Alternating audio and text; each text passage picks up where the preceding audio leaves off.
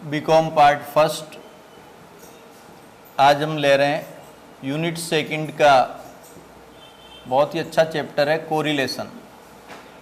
ये important chapter है, ये ध्यान रखना। 11th में भी है, 11th में छोटा पार्ट है तो 11th वाले भी इसको देख सकते हैं। और फर्स्ट ईयर में तो 20 मार्क्स का इसमें से आना तय है कि 20 का आएगा ही आएगा, और छोटा भी क्वेश्चन एक आ जाता है। ठीक है, नाम से ही पता चल रहा है कोरिलेशन। अब ये तो बताने की जरूरत नहीं कि स्टैटिक्स का है ना, कोस्टिंग का थोड़ी।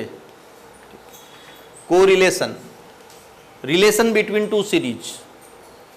दो सीरीज में जो रिलेशन होता है उसे हम कोरिलेशन कहते हैं।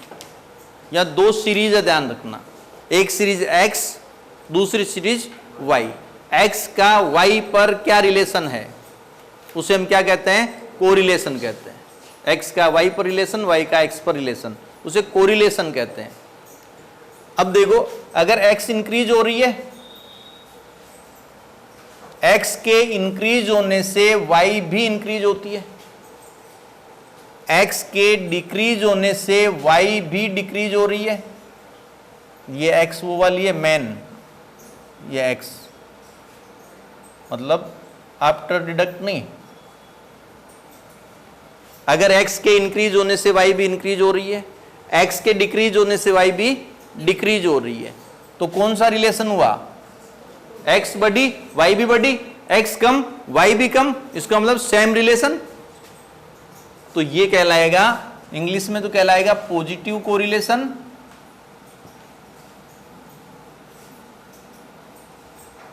और हिंदी में धनात्मक सहसंबंध। अगर आपसे कोई एग्जाम्पल पूछ ले इसका, तो आप लिखना लॉ ऑफ सप्लाई। सप्लाई कौन करता है, सप्लाई कौन करता है, कंज्यूमर या प्रोड्यूसर? प्रोड्यूसर सप्लाई करता है। तो रेट अच्छी मिलती है तो ज्यादा सप्लाई करता है, रेट अच्छी मिल रही है तो सप्लाई बढ़ा देगा, और रेट कम होगी तो सप्लाई को कम कर देगा। तो यहां पर लॉ ऑफ सप्लाई। इसका अगर मैं ग्राफ के द्वारा प्रेजेंट करूं तो ग्राफ के द्वारा ये इस तरह से, ये इधर से जाता है।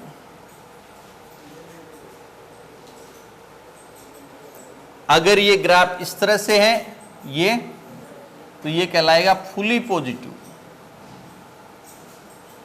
पूर्ण धनात्मक। समझ गए क्या? ये 2 नंबर में आ सकता है, मैथमेटिकल वैल्यू +1। ये धनात्मक है। अगर लीनियर है, डायरेक्ट 45 डिग्री की तरह एक लाइन से यूं है, तो फुली पॉजिटिव कहलाएगा, हिंदी में पूर्ण धनात्मक, मैथ्स में +1।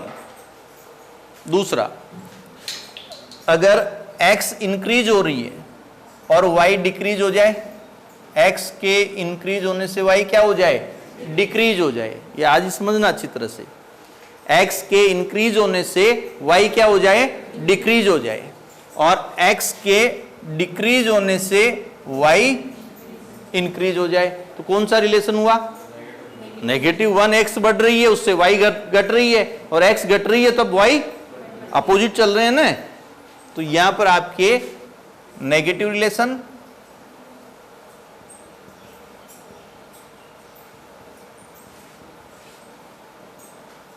हिंदी में क्या कहेंगे, ऋणात्मक सहसंबंध। और एग्जाम्पल क्या देंगे, शाबाश, लॉ ऑफ। कैसे, डिमांड कौन करता है, कंज्यूमर करता है। सप्लाई कौन करता है, तो अच्छी रेट पर वो ज्यादा सप्लाई करता है, वो चाहता है महंगा बिक जाए मेरा माल, और कम रेट मिल रही तो वो स्टॉक शुरू कर देता है। लेकिन डिमांड कौन कर रहा है, कंज्यूमर कर रहा है। वस्तुएं महंगी होने पर वो कम खरीदता है, और सस्ती होने पर ज्यादा खरीदता है। क्यों, वो अपने उस चैप्टर में इकोनॉमिक्स में पढ़ेंगे। और अब इसका देखो डायग्राम, देखो ये नेगेटिव वाले हमेशा यूं ऊपर से नीचे यूं आते हैं, पॉजिटिव वाले नीचे से ऊपर की तरफ जाते हैं, और नेगेटिव वाले ये इस तरह से होते हैं। ठीक है, और अगर ये इस तरह से हैं तो fully negative,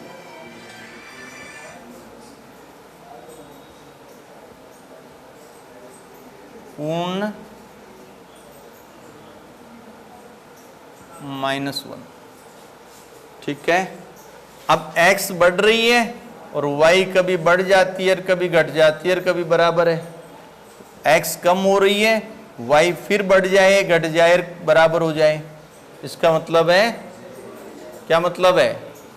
no relation, zero correlation. ठीक है, जीरो हिंदी में क्या कहेंगे? जीरो को क्या कहते हैं? शून्य से संबंध। ठीक है, अब इसका डायग्राम ये यूं कभी तो बढ़ रहा है कभी घट रहा है, यूं मतलब इसको यूं कह सकते हैं, ये ऐसे कभी बढ़ रहा है कभी घट रहा है। क्लियर है? तो ये हो गया पॉजिटिव कोरिलेशन, नेगेटिव कोरिलेशन और जीरो कोरिलेशन। अगर दोनों में संबंध एक ही दिशा में है, जब दोनों चरों में संबंध एक ही दिशा में है, सेम, x बढ़ने पर y बढ़ रही है, x कम होने पर y कम हो रही है, तो क्या कहेंगे? पॉजिटिव कोरिलेशन कहेंगे, धनात्मक कहेंगे। अगर अपोजिट रिलेशन है, x और y में विपरीत संबंध है, x के बढ़ने पर y कम, x कम होने पर y ज्यादा, तो हम कहते हैं नेगेटिव कोरिलेशन। और एक का दूसरे पर कोई संबंध नहीं है तो जीरो कोरिलेशन। अब जीरो कोरिलेशन का एग्जाम्पल बताऊं? जीरो कोरिलेशन का एग्जाम्पल है कि size of clothes and intelligency, intelligency और कपड़ों का आकार। जब आप क्लॉथ्स परचेज करने जाते हैं तो मार्कशीट साथ ले जाते हैं क्या? परसेंटेज थोड़े पूछता है, वो क्या देखता है? क्या साइज है, कितने नंबर की शर्ट आएगी, कितने नंबर का क्या आएगा, वो देखते हैं। ठीक है, तो इंटेलिजेंसी का क्लॉथ की साइज से कोई प्रभाव नहीं है। इंटेलिजेंसी का शूज की साइज पर कोई प्रभाव नहीं है, शूज की साइज इंटेलिजेंसी से संबंध नहीं रखती है। इसको हम क्या कहेंगे? जीरो कोरिलेशन कहेंगे। क्लियर है? एग्जाम्पल एग्जाम में आ सकते हैं। ये आ सकता है कि पॉजिटिव कोरिलेशन क्या होता है। पहला तो कोरिलेशन क्या होता है, पॉजिटिव कोरिलेशन क्या होता है, नेगेटिव कोरिलेशन क्या होता है, जीरो कोरिलेशन क्या होता है, और डायग्राम से समझाना। अब एक चीज ध्यान रखना, कोरिलेशन हमेशा +1 से -1 के बीच होता है। किसके बीच होता है? +1 से -1 के बीच होता है। इसके बीच में +1 से ज्यादा कभी भी कोरिलेशन नहीं होता है। +1 से ज्यादा होता है क्या? तो +1 से ज्यादा कभी भी कोरिलेशन नहीं होगा, ये ध्यान रखना है। ठीक है, अब हम लेते हैं कोरिलेशन के मेथड कौन कौन से हैं। ठीक है, कार्ल पियर्सन्स कोरिलेशन। कौन सा है? कार्ल पियर्सन व्यक्ति का नाम है, तो कार्ल पियर्सन ने बनाया था, इसलिए इसका नाम क्या हो गया? Karl Pearson's correlation. दूसरा स्पीयरमैन ने बनाया था, तो उसका नाम हो गया स्पीयरमैन्स कोरिलेशन। ठीक है, पहला देखो, मेथड लिख रहा हूं मैं। पहला कार्ल पियर्सन, हिंदी में भी कार्ल पियर्सन ही कहेंगे ना, कार्ल पियर्सन्स कोरिलेशन, या सिर्फ कोरिलेशन आ जाए, या कोफिशिएंट ऑफ कोरिलेशन आ जाए, एक ही बात है। एक चीज ध्यान रखना, x बार m और z में, x बार m और z में कोफिशिएंट था क्या? सेंट्रल टेंडेंसी के मेजरमेंट में कोई कोफिशिएंट नहीं होता था क्या x बार का कोफिशिएंट? कोफिशिएंट कहां से आए थे? डिस्पर्सन से। Range, coefficient of range, quartile deviation, coefficient of quartile deviation, mean deviation, coefficient of mean deviation, standard deviation, coefficient of standard deviation, skewness, coefficient of skewness. तो उसमें कोफिशिएंट नहीं था, डिस्पर्सन और स्केवनेस में था, और कोरिलेशन में वही कोफिशिएंट होता है, और वही मतलब एब्सोल्यूट और रिलेटिव मेजरमेंट सेम होते हैं। तो यहां कोफिशिएंट आ जाए तो भी वही, केवल कोरिलेशन आ जाए तो भी वही, और कार्ल पियर्सन्स कोरिलेशन आ जाए तो भी वही। ठीक है, अब इसके बहुत सारे फॉर्मूलाज हैं, आपको ये देखना है फॉर्मूला बने कैसे, वो समझा रहा हूं। इसका मेन फॉर्मूला है स्टैंडर्ड इसको आर से डिनोट करते हैं। आर बराबर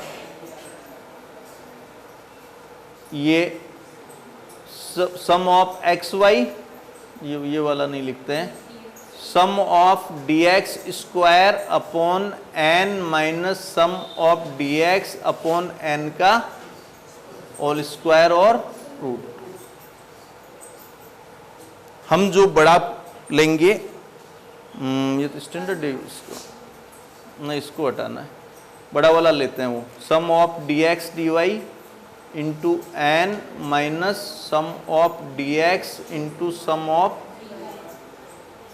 divide by sum of D X square divide into N minus sum of D X का और sum of D Y square into N minus sum of D Y का whole square और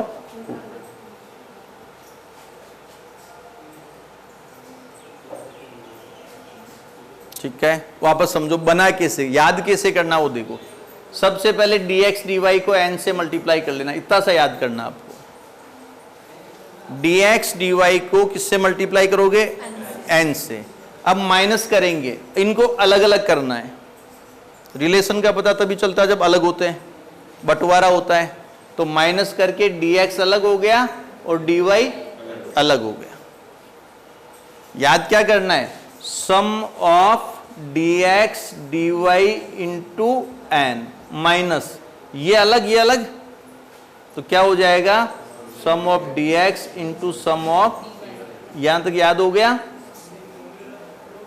अब देखो बंटवारा कर रहे हैं तो इसको मिलेगा वही इसको मिलेगा, तो इसको क्या मिला? इसका स्क्वायर, सुनना ढंग से, इसका स्क्वायर इंटू एन माइनस इसका होल स्क्वायर, इसका स्क्वायर इंटू एन माइनस इसका, फिर इसका स्क्वायर इंटू एन माइनस इसका होल स्क्वायर। ऐसे याद रख लो ताकि लंबा नहीं लगेगा। पहले इसका स्क्वायर कर दो, इंटू एन कर दो, फिर इसका होल स्क्वायर कर दो, फिर इसका स्क्वायर इंटू एन माइनस इसका होल स्क्वायर। तो ये हो जाएगा sum of D X square into N minus sum of D X का, इधर सम ऑफ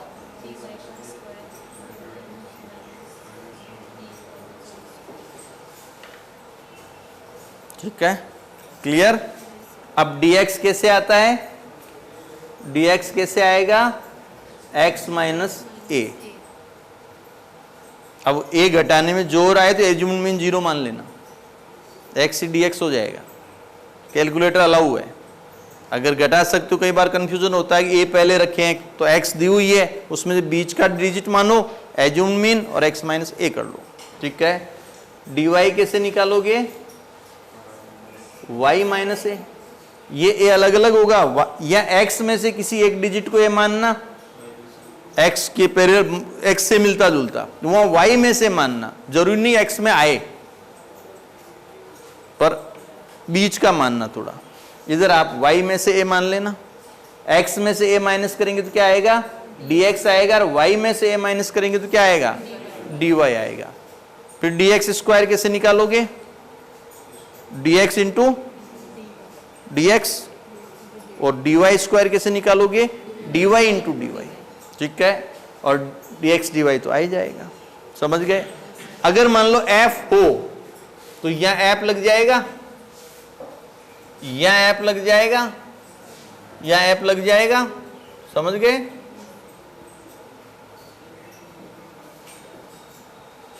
वैसे कोरिलेशन में फ्रीक्वेंसी नहीं होती है 90%। अब एक दो क्वेश्चन इसमें फ्रीक्वेंसी है क्योंकि इसमें फिर टेबल बन जाती है फ्रीक्वेंसी होने पर, जैसे x और इधर y, फिर x की फ्रीक्वेंसी और y की फ्रीक्वेंसी मैच होती है। कैसे? ये देखो, ये x इधर है 10, 11, 12, y इधर है मान लो 5, 10, 15, द्विचर सारणी। ऐसा पर्सन मान लो ये अकाउंट्स के मार्क्स है, ये स्टैटिस्टिक्स के मार्क्स है। ऐसा पर्सन जिसके अकाउंट में 10 है और स्टेट में 5 है, वो यहाँ आएगा। जितने जने हैं जिसके अकाउंट में 10, स्टेट में भी 10 है, वो यहाँ आएंगे। जिसके अकाउंट में 10, स्टेट में 15, वो यहाँ आएंगे। मान लो 2 पर्सन है जिनके अकाउंट में 10 और स्टेट में 5 है, दिया हुआ रहेगा, वहां टेबल दी हुई रहेगी। या अकाउंट में 10 स्टेट में भी 10, ऐसे 3% है। अकाउंट में 10 स्टेट में 15 वाला 1 है, तो ये टोटल आपके हो गई 6। क्लियर। इधर 11 5 वाले मान लो 3 है, ये 1 है, ये 2 है, 6। इधर अकाउंट में 12 वाई में स्टेट में 5 वाला कोई नहीं है, खाली भी हो सकता है। इधर 12 10 वाले 2 जने हैं और 12 15 वाला 1 है, तो ये 3। अब ये आपके n हो गई 15, ये x की ऐप हो गई।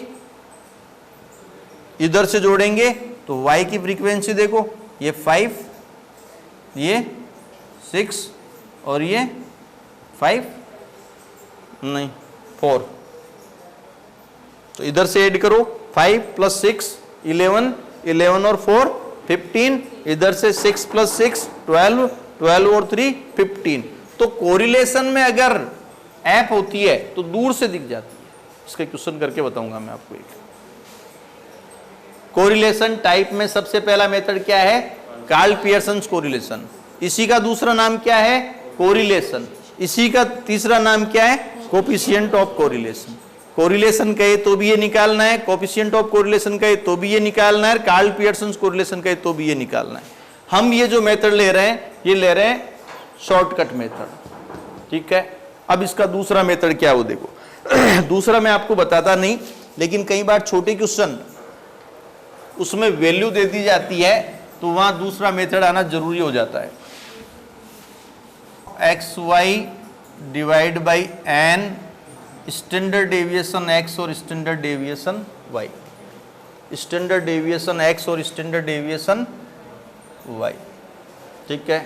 अब ध्यान देना पूरा इधर, sum of X Y divide by n, standard deviation x और स्टैंडर्ड डेविएशन y। यहां पर आपको ध्यान ये रखना है कि वैल्यू दी हुई रहेगी तब ये लगाएंगे, नहीं तो हम हमारी तरफ से तो वो लगाएंगे। अगर x और y दे रखा है तो हम dx वाला लगाएंगे। अगर वो स्पेसिफिक दे दे कि स्टैंडर्ड डेविएशन x इतना है, स्टैंडर्ड डेविएशन y इतना है, n इतना है, सिग्मा xy इतना है, तो ये लगाएंगे। अब इससे एक फॉर्मूला और जन्म गया, देखो ये स्टैंडर्ड डेविएशन x बराबर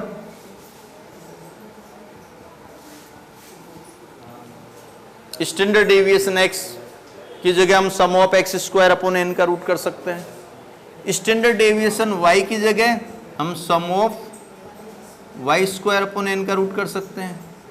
जब कर सकते हैं तो स्टैंडर्ड डेविएशन x की जगह ये वैल्यू लिख सकते हैं और स्टैंडर्ड डेविएशन y की जगह ये वैल्यू लिख सकते हैं। ये हमने स्टैंडर्ड डेविएशन वाले चैप्टर में फॉर्मूलाज पढ़े थे।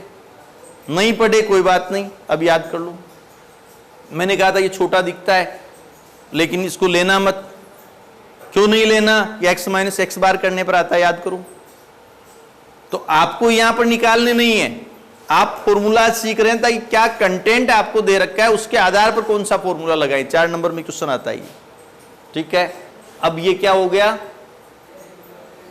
r बराबर sigma X Y upon n।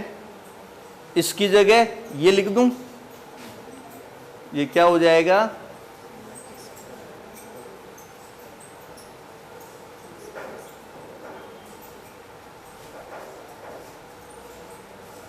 Standard deviation x की जगह स्टैंडर्ड डेविएशन x की वैल्यू रख दी और स्टैंडर्ड डेविएशन y की जगह उसकी वैल्यू रख दी। अब तुम सब जानते हो कि 3 इंटू 3 का रूट क्या होता है? 3 इंटू 3 का रूट 3 होता है। कैसे? 3 इंटू 3 9, 9 का रूट 3। तो यह n इंटू n का रूट क्या होगा? n होगा। तो ये n ऊपर है, ये n नीचे है, तो n से n कैंसिल हो जाएगा। तो ये हो गया r बराबर sum of X Y divide by sum of X square और सम ऑफ, ये कैंसिल हो गए, एक फॉर्मूला ये बन गया। ठीक है। एक चीज और देखो, ये जो स्टैंडर्ड डेविएशन x और स्टैंडर्ड डेविएशन y है, इनको हम वेरिएंस ऑफ x और वेरिएंस ऑफ y का रूट कर सकते हैं। वेरिएंस का रूट स्टैंडर्ड डेविएशन होता है, स्टैंडर्ड डेविएशन का स्क्वायर वेरिएंस होता है।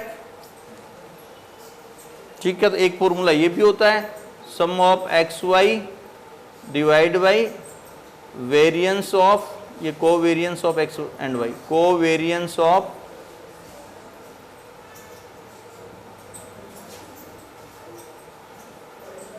X and Y divide by variance of X और वेरिएंस ऑफ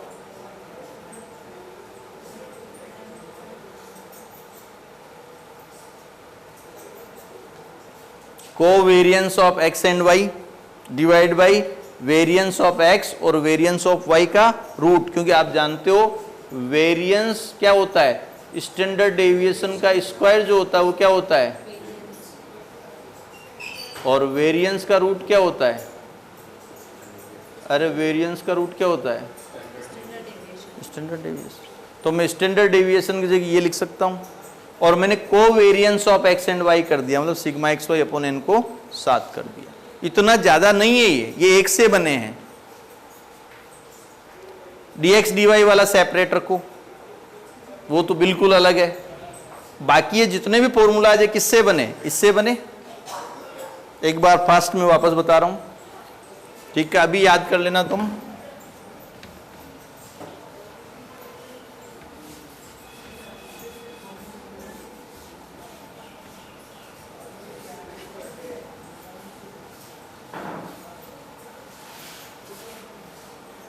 ये देखो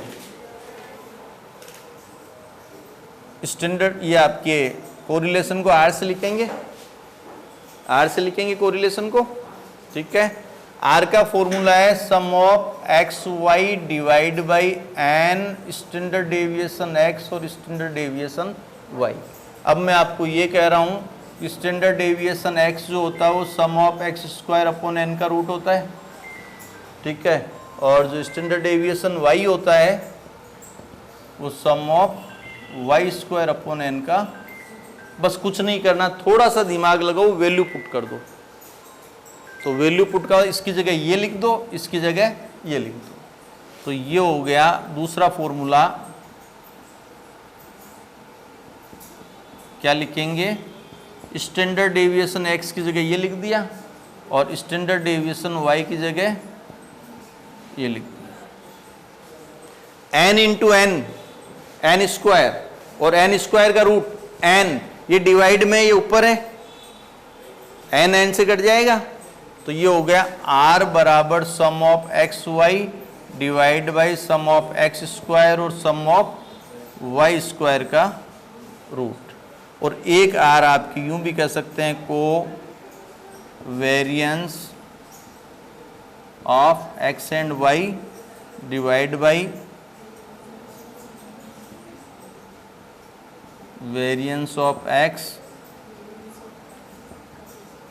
और वेरिएंस ऑफ वाई का। ये आपके कौन सा है, कार्ल पियर्सन्स कोरिलेशन। ये मैंने सिर्फ 2 नंबर 4 नंबर के लिए बताए हैं, 20 नंबर के लिए नहीं बताए हैं। 20 नंबर तो वही कौन सा, x में से a माइनस करेंगे dx आएगा, dx को dx से मल्टीप्लाई करेंगे dx स्क्वायर आएगा, y में से a माइनस करेंगे तो dy आएगा, और dy को dy से मल्टीप्लाई करेंगे तो, और dx को dy से मल्टीप्लाई करेंगे तो। इसके लिए पहले फॉर्मूला लिख लेना ताकि आपको पता रहे कि कब क्या निकालना है, ठीक है। कल इसके क्वेश्चन ले लेंगे।